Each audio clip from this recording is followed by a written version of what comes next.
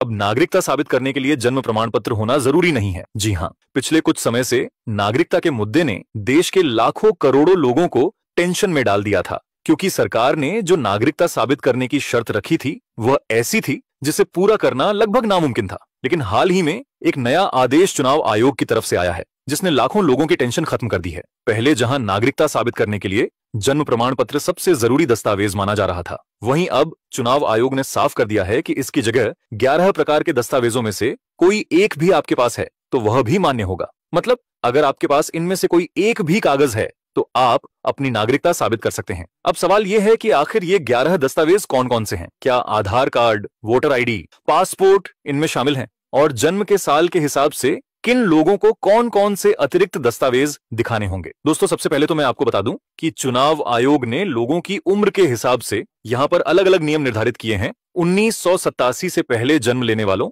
1987 से 2004 के बीच जन्म लेने वालों और 2004 के बाद जन्म लेने वालों के लिए नियम अलग अलग रखे गए हैं। इन तीनों श्रेणियों में क्या क्या फर्क है, किसे अपने माता पिता के कागज भी दिखाने होंगे और किसे सिर्फ अपना ही दस्तावेज काफी होगा, ये सब हम आपको विस्तार से बताएंगे। तो वीडियो को आखिर तक जरूर देखें, क्योंकि इस आदेश से जुड़े कई ऐसे अहम पॉइंट हैं जो आपको अभी तक शायद न पता हो। लेकिन उससे पहले आप ये वीडियो कहां से देख रहे हैं कमेंट्स में जरूर बताएं और इस बेहद जरूरी जानकारी को अपने परिजनों और मित्रों तक भी जरूर पहुंचाइए। और अगर चैनल पर नए हैं तो वीडियो को लाइक और चैनल को सब्सक्राइब जरूर करें, ताकि आगे भी आपको ऐसी ही काम की जानकारी मिलती रहे। तो चलिए जानते हैं विस्तार से। तो दोस्तों, सबसे पहले 1 जुलाई 1987 से पहले जन्मे लोगों की स्थिति साफ कर लेते हैं। अगर आपका जन्म इस तारीख से पहले भारत में हुआ है तो आपकी जन्मतिथि और नागरिकता साबित करने के लिए कुल 11 मान्य दस्तावेज बताए गए हैं, जिनमें से कोई भी एक पर्याप्त होगा। सबसे प्रमुख है जन्म प्रमाण पत्र,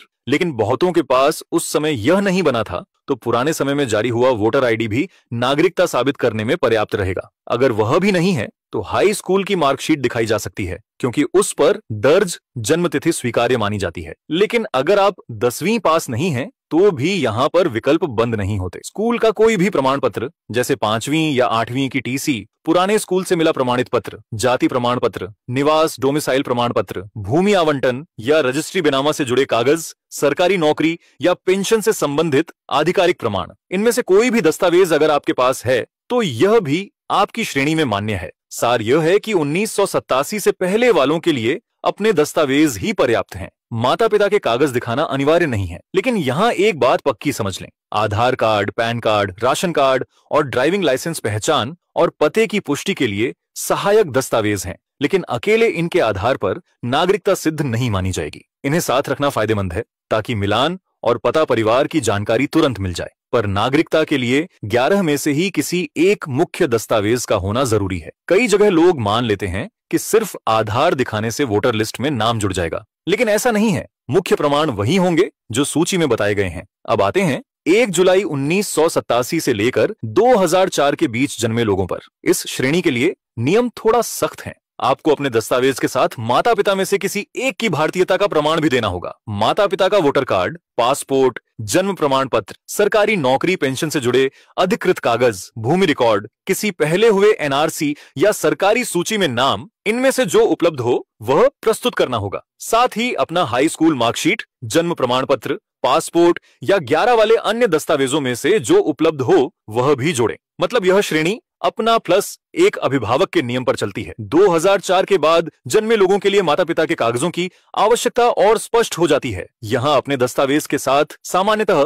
दोनों अभिभावकों की भारतीयता से जुड़े प्रमाण मांगे जा सकते हैं, ताकि वंशानुगत आधार स्पष्ट हो। अगर माता पिता में से कोई विदेशी नागरिकता रखता है तो उसके लिए नागरिकता प्रमाण पत्र, पासपोर्ट और वीजा जैसे कागज भी दिखाने होंगे, ताकि स्थिति साफ साफ परिभाषित की जा सके। इस श्रेणी में भी आधार, पैन, राशन, ड्राइविंग लाइसेंस सहायक ही माने जाएंगे, मुख्य नहीं। दोस्तों, भले हम उसे स्क्रीन पर लिस्ट की तरह न दिखा रहे हों, मुख्य दस्तावेजों में जन्म प्रमाण पत्र, पुराना voter ID, high school marksheet school प्रमाण पत्र, जाति या निवास डोमिसाइल प्रमाण पत्र, पासपोर्ट, भूमि से जुड़े प्रमाणित कागज, सरकार द्वारा जारी कोई भी प्रमाण जिसमें नाम और जन्मतिथि साफ दर्ज हो, पेंशन सेवा से जुड़े अधिकृत पत्र शामिल हैं। बैंक पासबुक अगर सरकारी बैंक की है और उस पर जन्मतिथि स्पष्ट है तो वह भी सहाय हो सकती है, बशर्ते संबंधित प्राधिकारी उसे स्वीकार करें। हाँ, आधार, पैन, राशन, ड्राइविंग लाइसेंस को पहचान पते के सपोर्ट की तरह साथ रखना समझदारी है, पर नागरिकता की धुरी इन्हीं 11 में से किसी एक दस्तावेज पर रहेगी। यह बात वीडियो खत्म होने तक याद रखिए।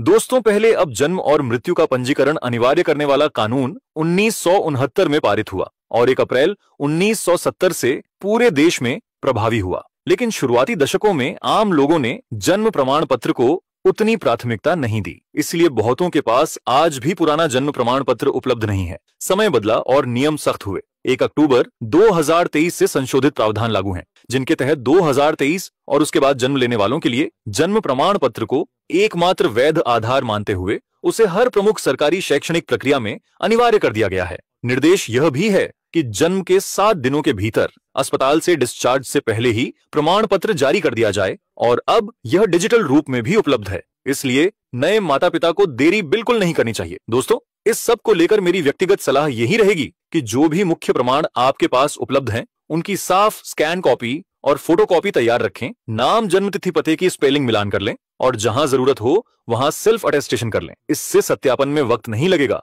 और छोटी छोटी त्रुटियां आपके काम में रोड़ा नहीं बनेंगी। उम्मीद है अब आपको स्पष्ट हो गया होगा कि किस श्रेणी में कौन से दस्तावेज दिखाने हैं और किन कागजों की कानूनी हैसियत क्या है। अगर